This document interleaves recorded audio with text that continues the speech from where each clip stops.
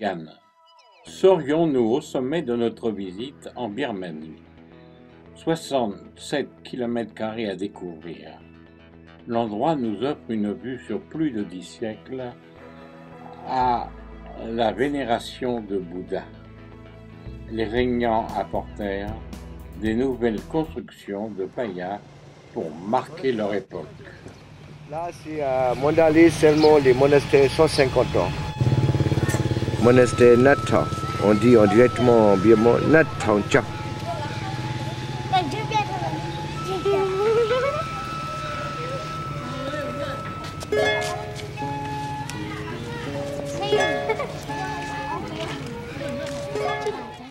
Construit en bois de teck, une partie remonterait au XIIIe siècle.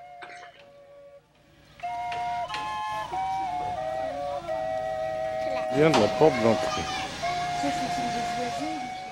Les sculptures d'un raffinement extraordinaire.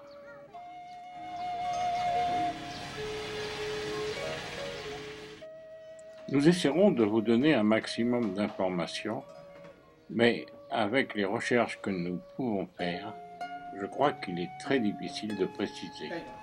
Donc, nous admirerons, nous regarderons l'ensemble de cette architecture, de ces sculptures, vraiment des maîtres d'art, des artistes.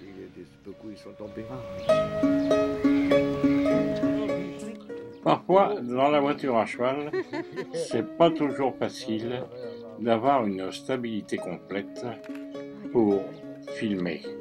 Mais déjà, nous avons une grande approche de ce que furent ces pagodes. Combien de personnes avec les 10 doigts des deux mains faudrait-il pour compter tous ces monuments?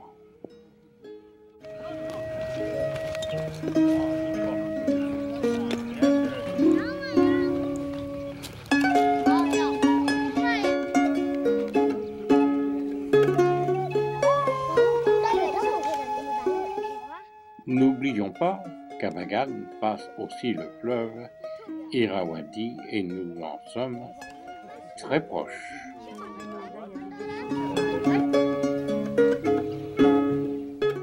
Pour le moment, avec peu d'explications, toujours dans la voiture à cheval, là, nous arriverons à rencontrer des padangs qui sont là pour s'exhiber.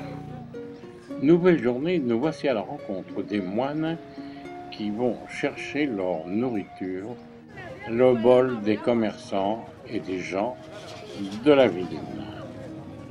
Nous sommes sur le marché de Luang Wo. Malgré tout, sur le marché, on ne manipule pas les bébés comme la marchandise.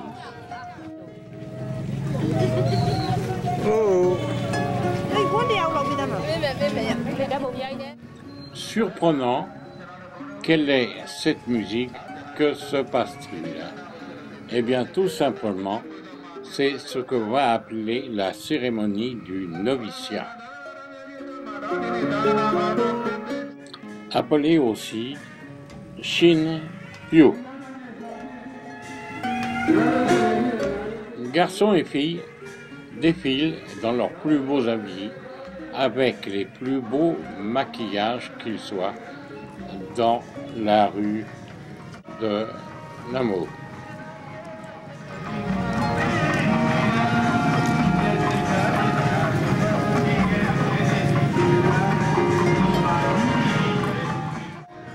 Après le défilé, tous ces garçons et filles auront le crâne rasé et rentreront au monastère pour une durée plus ou moins longue, peut-être pour certains même à vie.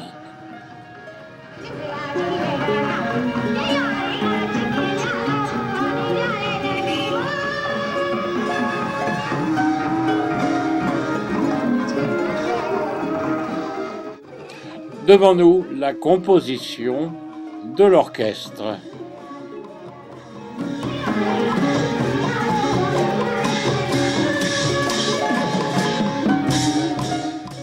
Dans ce défilé, on croirait que les enfants, les personnages, sont des princes.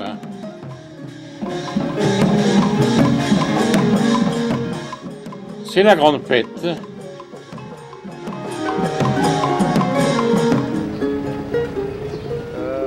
Sous un stupa doré et aux 4 coins des points cardinaux, 4 Bouddhas de 4 mètres de haut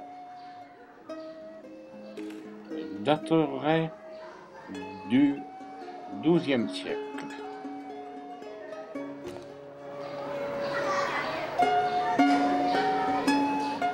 Ce sont les plus grands Bouddhas relevés à Bagan.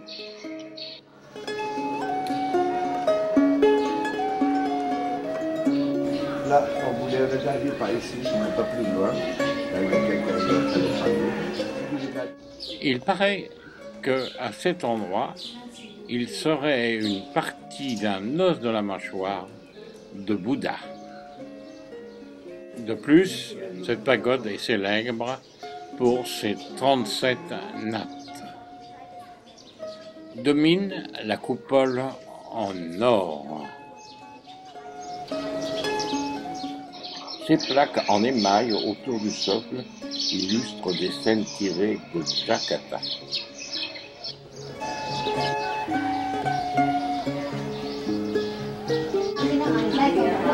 Là, on a regardé Bouddha période original.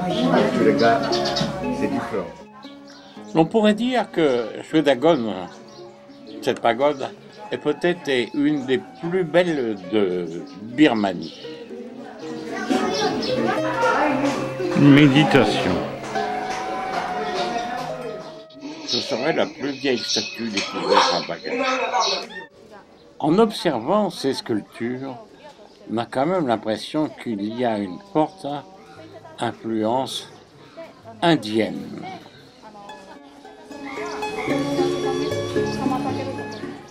Maladroitement peut-être, mais la caméra s'est fixée sur ces sujets.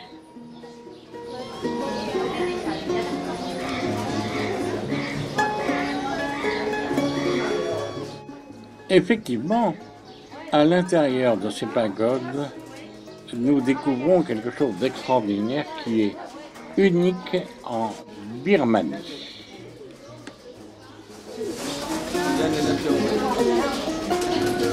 Nous sommes devant les caves où il est interdit de prendre des photos sur les peintures intérieures.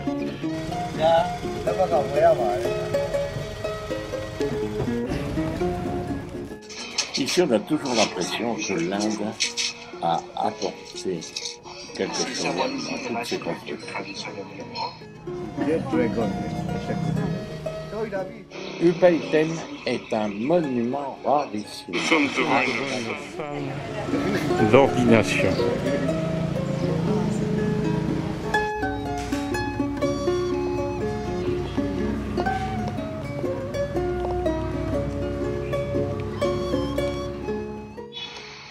Les peintures sont du XVIIe, XVIIIe siècle.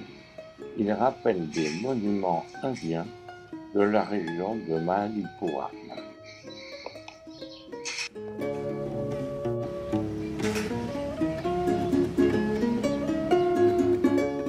Le temps et l'humidité n'arrangent pas les choses. Ces peintures ont quand même beaucoup souffert.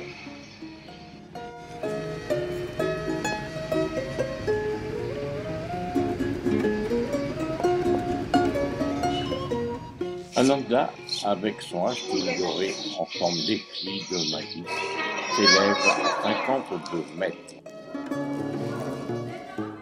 Les 4 statues de Bouddha représentent son premier sermon. Ces 2 statues remplacent d'anciennes qui furent brûlées au XIIIe siècle. On dit que c'est le temple le plus beau, le plus grand, le mieux conservé, le plus visité, construit entre 1090 et 1105.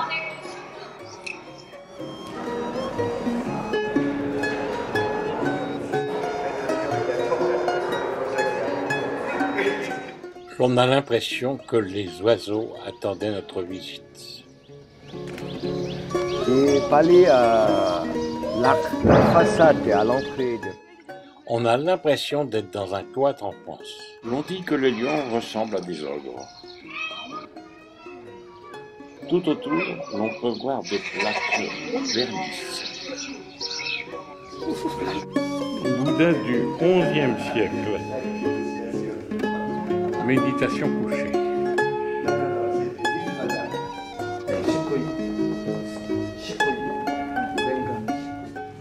Bupaya, implantée au bord de l'Irrawaddy.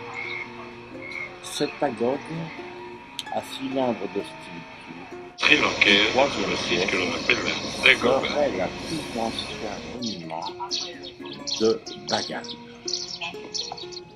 Dans l'enceinte se trouve un Bouddha en bois.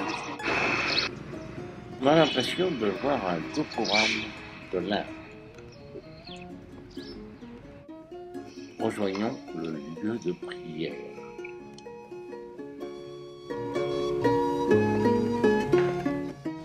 L'environnement est toujours chargé en pagode. Incroyable.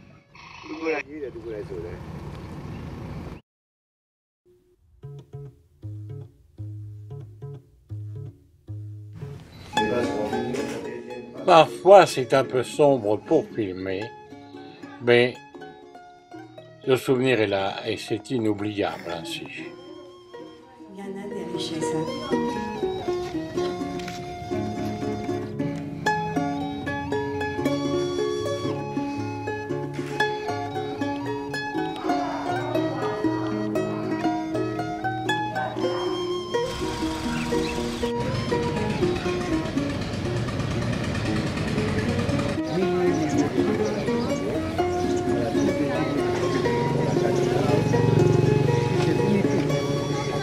Avant le 11e siècle, Certainement, Michel. l'architecture comme le style de Turc, tu vois, la norme de la pagode, on a donné très facile. Netoué, Nedon. Netoué, c'est un monsieur. Boucle d'oreille, on dit Nedon. C'est comme la boucle d'oreille. Je vais faire ma faute. Ce temple bouddhique est le plus haut de Bagan, 65 mètres de haut. Ces pèlerins ont tout à fait envie d'avoir un contact avec nous. Construit sur une plateforme de 20 mètres, 3 faux étages conduisent au Shikara. Ici, les moines vivaient dans les couloirs et dans la périphérie.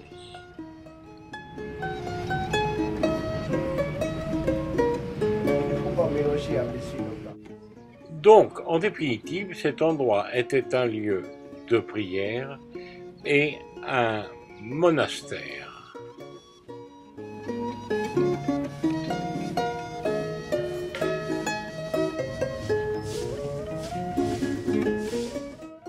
Il y a 3 étages qui conduisent à la partie supérieure. Nous sommes montés jusqu'à la seconde. Pas facile, les marches étant pas du tout à la même hauteur.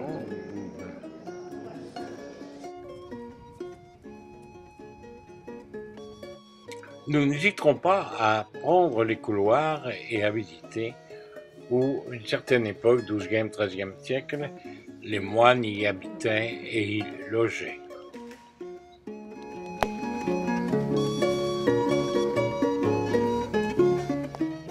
Choué-Sando, Paya. Et encore, je n'ai pas. Une particularité, on peut voir une petite pagode à l'intérieur de cette immense pagode. Les motifs autour de la porte. Là, avec le recherche de l'opinion rouge.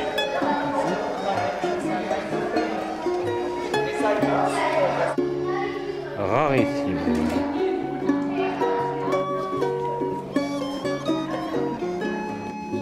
Joli baju, elle a dit.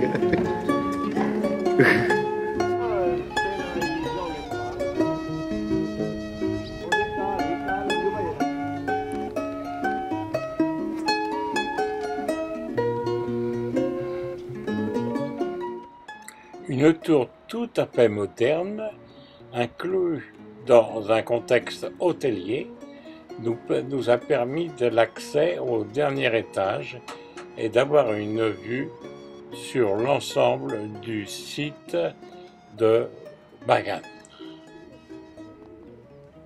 Fin de journée.